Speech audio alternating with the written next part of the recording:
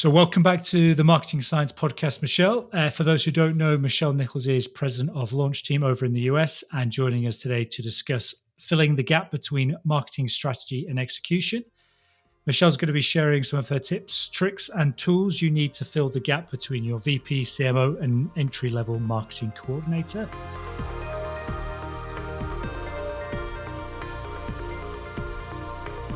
So, Michele, great to have you with us again. Appreciate you taking the time to join us before getting off to your Thanksgiving celebrations.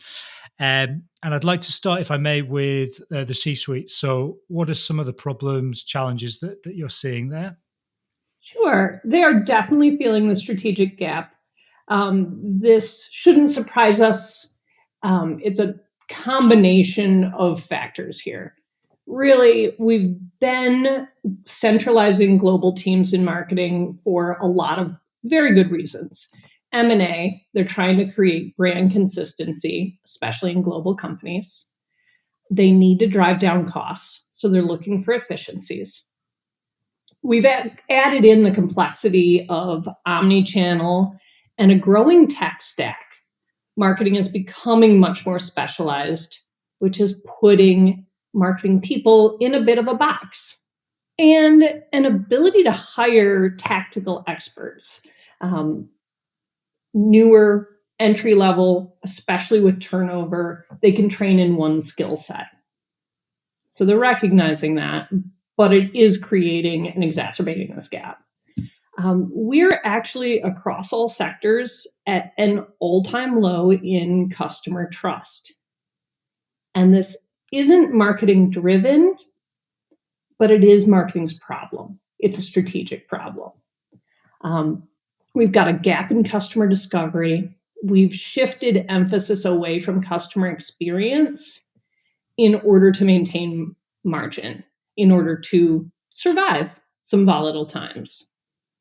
So we've fallen down a bit on delivery to the customer. And as their expectations have changed, that gap has widened. Sorry, Michele, is that just inevitability, given the times that we're in now, that the customer experience is just going to be slightly jeopardized because we need to make those sort of efficiencies at every level of the company? Yes. We've been a very process driven in order to find those efficiencies.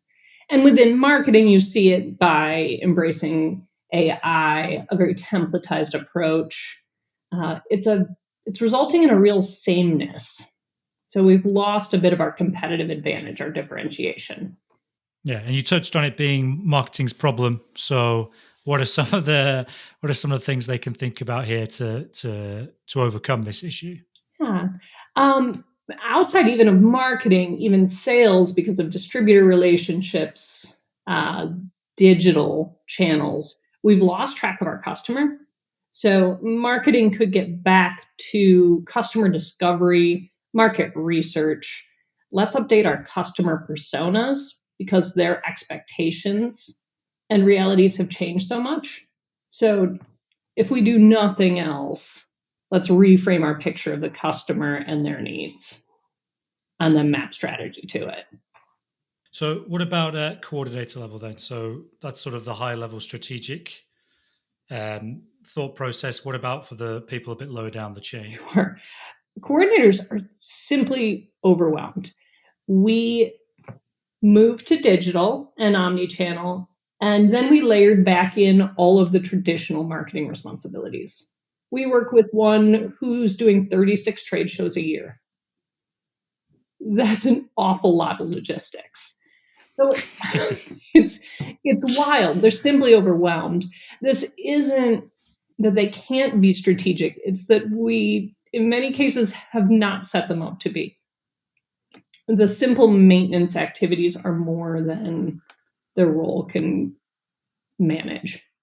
When you say maintenance activities, you mean just the everyday sort of, can you do these social posts? Can you get this ready for this trade show? Can you write Schedule this this blog, email, ship that booth, fill out and if there's that any sponsor. grammatical or spelling mistakes in any of this, then it'll be your neck on the line sort of thing. Yes, those coordinators would welcome the opportunity to be elevated into a strategic role, to be given the space for true creative. and we haven't made that space yet. So I guess the obvious question is how do we make that space? It's alignment. It's get them out of their box, talking with sales, with accounting, with customer service, really helping them moderate the conversation of what is our promise to the customer? How will we deliver it?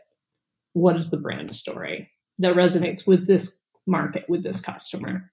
When you mentioned talking with your sales team and building that relationship in a practical sense, what's the best way of doing that? Is it just aligning this marketing coordinator to this sales rep and getting them to actually work together, go out on field trips or sales trips together?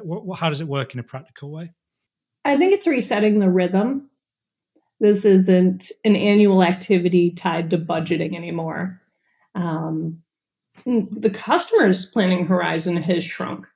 And so let's make this more iterative. We use a strategic calendar where we revisit personas, the value proposition one month. We take a deeper dive into other parts of strategy another month. It should be an ongoing conversation across silos. Perfect. What about other sort of specific tools, resources that sort of entry level coordinator marketers can utilize to sort of enhance their overall performance and have a thought process more strategically rather than just activity tactic based? Yes. I'm seeing a real shift in the college programming, and some of it's concerning to me. We at a high school level push people into a 4-year degree, and what would have been journalism or communications are now marketing grads. And there isn't any education in many of those programs around business finance that don't know how to read a P&L. They haven't had sales exposure. And so, and many of those colleges are pushing for them to be first day ready. And I don't think that's a realistic goal for them. They could be tactically first day ready. They could know how to work in a marketing platform to send an email, but they lack the rest of the context.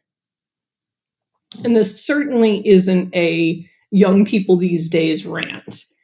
Some of my best employees, my most promising people we work with on the client side too, are newer grads, but we've been able to have them shadow and work in other disciplines, give them as much exposure as we can. So, as I was just saying, is that the key then to get that exposure whilst still at college rather than get them first day ready, as you said, tactically, but then sort of throwing them in at the deep end? Do they need Once to have they're that in your exposure early employ, on? let's get them relationships with and exposure to as many of the other departments as we can. So, at the start of any sort of new hires marketing career, is that the sort of advice you're giving? You get them involved in as many areas as possible, as early as possible?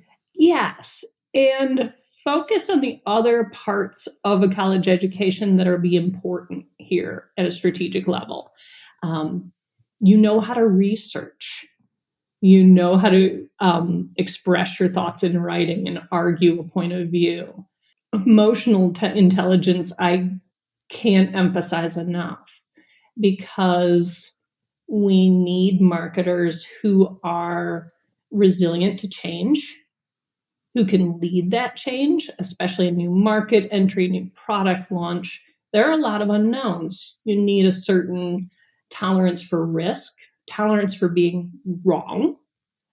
Designing experiments, even A/B testing, requires the mindset, a growth mindset, that your hypothesis could be wrong, so that you can make better data-driven decisions. What prevents people from making data-driven decisions? Is it just the sort of defensiveness side of things, or what's going on there?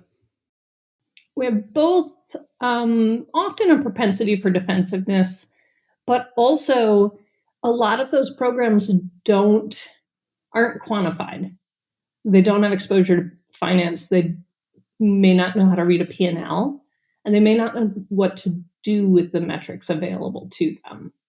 And without broader experience, they won't know what a benchmark or baseline is. What should they expect? And then what to do about it. So, what would you recommend to sort of avoid this, or things to put in place to help people in these positions? Culturally, we need a setting where it's okay, where we celebrate failure and the wins. That experimenting in itself, within a controlled environment, we A/B test, we get it done, we look at the metrics, and we're ever better. So they need leadership that supports that, that has some room for pure creative, for new ideas, that applauds new ideas and tests them out, that we can help them set KPIs of the thousands of data points available to them. What are the 3 numbers we care about this year? What are the forward-looking indicators? Revenue, and revenue, isn't it? Pretty much. Depends who you ask. So, I was just thinking, how much of the gap between sort of the executives and your coordinators is to do with the fact that the coordinators entering the market now are all going to be digital first. They'll have been digital their whole lives. More of the C-suite have obviously brought into digital in the last sort of 5 to 10 years. Is that playing a big role here, or is that just something we've all got used to now? And they have a lot to learn from each other. So anything we can do to set that conversation, that back and forth, is for the good. There are many things that are still true, and they can still be aligned in customer first. What does the customer care about? How do we reach them? How do we resonate? And if we start there, the rest of the plan fleshes itself out. So I was just thinking back to what you were saying about having an environment for failure. I think it might be Amazon or one of the other big tech companies that they have the sort of, they celebrate the big failures, or like on a weekly, monthly basis, because without the failures, obviously you don't have the Amazon Web Services and all those other massive things that play such a big role in their business. So yeah, I really like that idea, and especially for the younger people, it's hard to accept or be willing to put forward an idea that might be not laughed at, but might not be taken forward. And I think there's that sort of worry that there are going to be laughed at and things like that. Is that something you notice at all? Oh, absolutely. I often will start brainstorms with, here's a really bad idea. Because it makes it safe for them to put theirs on the table. Anything you can do to set that table to get them to speak up, depending on the culture, sometimes speaking up itself is a challenge. Remote makes brainstorming particularly hard. And so we've had to go round robin and call on people. We have had to stack the deck with, here are the questions we're going to be asking. Bring 3 ideas. Anything to give them a voice as they build some confidence will better the team. Yeah, I think I inadvertently start most of our idea meetings with a bad idea, but maybe I'll just pretend that was deliberate from now on. You're a cultural mastermind. One of the things I think that sort of the younger generation can learn from sort of more experienced marketers, there's a sort of storytelling aspect of marketing. And I wanted to get your thoughts on sort of what makes a masterful storyteller, if you've got any good examples of companies you've worked with, or anything from just sort of general day to day. Sure. I actually just judged a bunch of startup pitches for a business challenge in deep tech. And most of what we do is industrial. It's tech, it's deep tech, it's materials. These are not sexy things, but we can get to, how does this impact people's lives? And that is as important to the customer, to resonating and making their work feel important, recognizing that, as it is to the people in your marketing department, that you're working toward something bigger than yourself, than your paycheck. So what's it mean to the end user? What is the potential for the research that your instruments are enabling? Tell a bigger story, even though this product may be an incremental part of it. Basically, how do you make their lives easier in an interesting story sort of way? Have you got any favorite examples from outside of the industries that you work in, sort of every day-to-day sort of marketing? Sorry to put you on the spot like this. I probably should have asked you about this beforehand, but anything that comes to mind? We are doing a lot in research instrumentation right now. It is simply enabler. It is allowing researchers to discover some of those discoveries will save lives, will change the way we think about biology. It's not our win, it's not the makers of the instruments win, but you are part of enabling true discovery and novel research that will impact lives. You're lifting up your customers and their work. And as long as you keep that frame on it, in spotlighting your customers, the work they're doing, the progress they're seeing, you're in the right space. So if we're talking about sort of go-to-market, product launch, that sort of thing, what are sort of the things that need to be considered here? Sure. I think there is a gap there right now because of lack of cross-functional alignment between sales, marketing, and engineering. We also had a backlog of new product launches coming out of the pandemic that had been delayed, and supply chain issues. Some of those supply chain issues are delaying product launch or product availability by 6 months, 9 months, even 12 months. And the horse is out of the stable. We started talking about that product with the old timing in mind. And so it will be a challenge for marketing to tell a crisp story, avoid falling down on customer promises of technology availability, ship dates, and to really relaunch those products once available.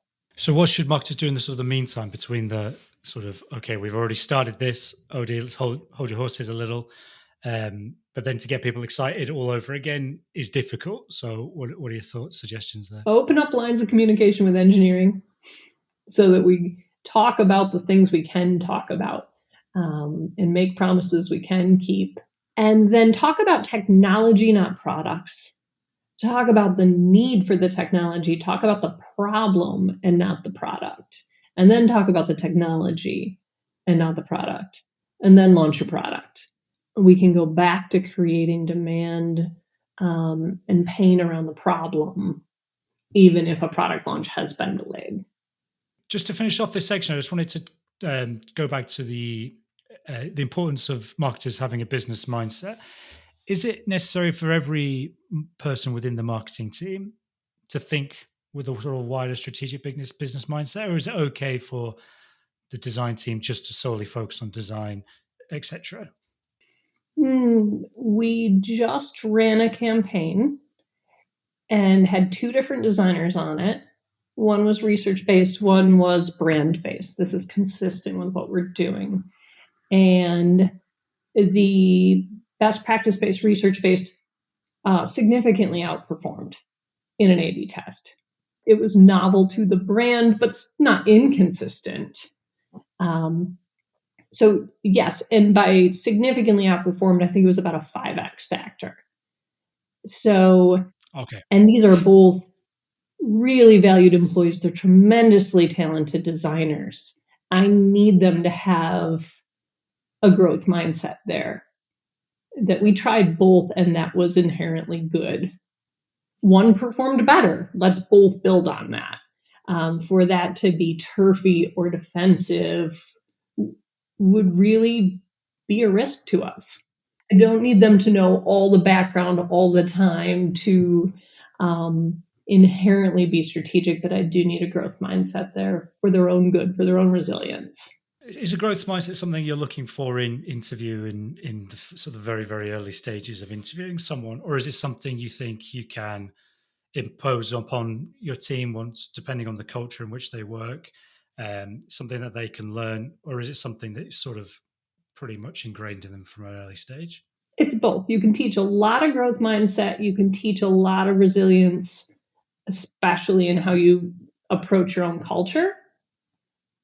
But dealing with ambiguity is one of those things that we do test for in interviews because it's almost impossible to train. So it's just that one characteristic that's core to my team, and we will listen for it. It's inherent. So is that how you're sort of testing? You're just listening out for it during the interview stages, and then Yeah, we have a couple of questions designed to how do you deal with designed to ambiguity? pick that. Some people find it harder than others. Very good. Michelle, let's move on to AI because everyone wants to talk about AI at the moment. And just in terms of what we've been talking about earlier on, so in terms of filling that gap between marketing strategy and execution, what role is AI playing? What does the outlook look like? Is strategy changing? What are your thoughts? Yeah. So 56% of marketers are in fear of their jobs because of AI. I'd have thought it'd be more. 56. I've read like 93, but let's go with 56. That's less intimidating, isn't it? We'll say 56.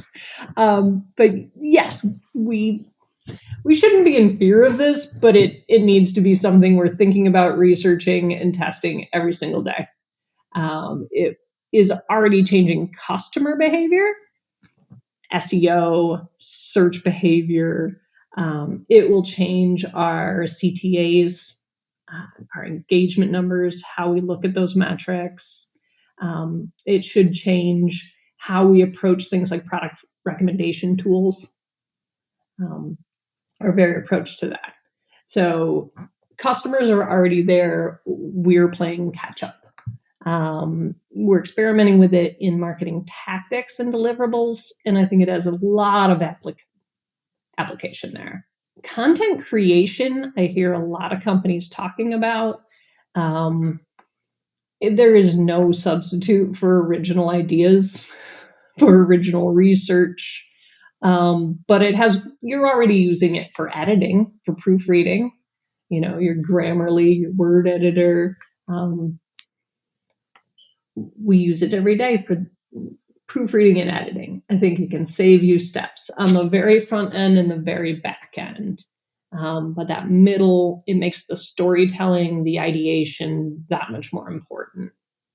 Yeah, absolutely. So is that sort of the way you're tending to use it at the moment then? Proofreading, checking content, as opposed to be that creative spark? Yes. And in the beginning, it is great for digesting a technical research paper and spitting it out what you need to know in your head to start to figure out what you don't know and need to know. Summary level, very useful, but it is not for content creation today. No, I'd agree with you. So in terms of SEO, we're looking at how it's going to sort of impact that. I found myself yesterday, instead of looking on Google for a recipe, I was on ChatGPT looking for a recipe just for what I was going to cook for dinner, and I didn't even realize what I'd done there. But then I thought about it a bit more. It's like, oh, my search behavior has just changed there quite significantly. I think we're already seeing it in our traffic numbers for organic search. It's hard to tell because the pickup in ChatGPT came in around the same time as the switch over in Google Analytics. So it's going to take a while, but I think we're already seeing it in our numbers. It's pretty significant. And it's going to exacerbate the need for strategy. We need storytelling. We need to, as marketers, decide our brand tone. It will make all of those tools more useful. Get back to our customer personas and revisit those in light of, first, the change in behaviors with omnichannel and AI, and second, with some of the lifestyle shifts and behavior shifts that we've seen in the last 3 years. The way we reach customers, engage with them, will be significantly different. So I guess the temptation is going to be just to produce a load of the same stuff pretty quickly. Just go volume instead of quality. I'm pretty clear that you disagree with that as a strategy, but how can you avoid that temptation when it just is so easy? Yeah, I think we've bred sameness, both within omnichannel and AI, and the templates available, this shift for efficiencies, everything looks and feels the same. And we've accepted kind of corporate and industry norms. So company to company, they all look and feel the same. So I think that we need to change our thinking to campaign thinking and experiment with messaging, look, feel, and then choose the channels that suit it. I think real novelty is really welcome right now. Yeah. Do you think the same this was happening before AI and AI has just made it worse? Because I'm just thinking it's Black Friday, obviously, this week. It's been Halloween recently. I saw so many offers for so many things that were basically using exactly the same copy. So do you think this was already an issue and AI is just going to make it worse? And that's where the sort of the real storytellers, the real creative minds are going to have a competitive advantage over everybody else doing the same thing? I don't want to see another holiday wreath or pumpkin in my industrial marketing news ever, really. It's just because comes things we should do because others do. It is pre AI, but the tech stack, the tools are more affordable, they're easier to use. We can do an awful lot with Canva templates, and it all looks the same. So, Yeah. And you can tell a mile off as well. And I think that's a good thing for any sort of coordinators, sort of people at the start of their careers. If their managers come to them and say, let's do this because everyone else is doing it, always push back and ask why, because that isn't a good reason to do something, is it? no, it's just creating noise, and that exacerbates the customer experience. It's harder to get in with sales and have a real conversation if we've set this standard of me too. Yeah. Just on sort of the AI for content creation, or not just for content creation, for just in general for your marketing activities. So the way we've used it a lot is to take long form video. We will then get transcripts of that, ask ChatGPT or an equivalent to pick out the 10 key features, and then use that as our sort of 10 key points for them to write a blog. There's also some pretty cool stuff now where you can ask it to take an hour's video, pull out three key interesting points. So tomorrow, when I've got this video back, I'll send it in and pick out three interesting things that Michele said. I'm sure there'll be many, many more than three, but we'll take those three, and then they'll be our sort of 30 to 45-second snippets. So there's a lot of cool things we can do with video. Is there anything else that you've tested out that would be interesting for listeners to give a go? I would suggest, if you don't already, like prepping for this interview feeds great questions. It may arm you or prep you for a meeting, an interview, a piece of content. It's that summarizing that's really helpful. And then that puts us as content creators to give us more room for the wild card. Ask me a crazy question that they wouldn't have come up with. If you were, add some novel thought. That's our job has shifted. Fantastic. And then I just wanted to touch on, whilst we just wrap up this AI section, and I was just thinking about what we were talking about before about new recruits, college pathways, things like that. Is there a danger that smart grads look at AI in marketing and think, oh, a lot of the marketing jobs going to be done by AI, maybe I'll take a different career path? Is there a danger of that happening and there sort of being a shortage in talent going forward? I think there is a real danger. We also have a retirement wave happening. So we're losing a lot of our marketers. So if that pipeline starts to dry up a bit of new grads, then it won't be the first or last time that we've looked outside of these disciplines for marketing help. We're seeing a lot of interest in the specific tactics in film, videography, design. Those disciplines are getting more narrow. And so I think it will come back to the employer to cross-train, to elevate and teach some strategic thinking. Perfect. And then to finish up, Michele, I just wanted to ask you to sort of a few quick fire thoughts on a few points. So we've already touched on quite a lot of them, but if you were to give one piece of advice for each of these, what would it be? So in terms of getting closer to your customers, what's the best thing people can be doing? Sure. Surveys often a start, but it is definitely not the end. Third-party interviews are tremendously helpful. They will speak more candidly. Do a cross-section so that you've got some statistically valid findings, and really capture the language that they're speaking with and the emotion that they're speaking with, more so than the summary. Do a deeper dive into what drives customers today.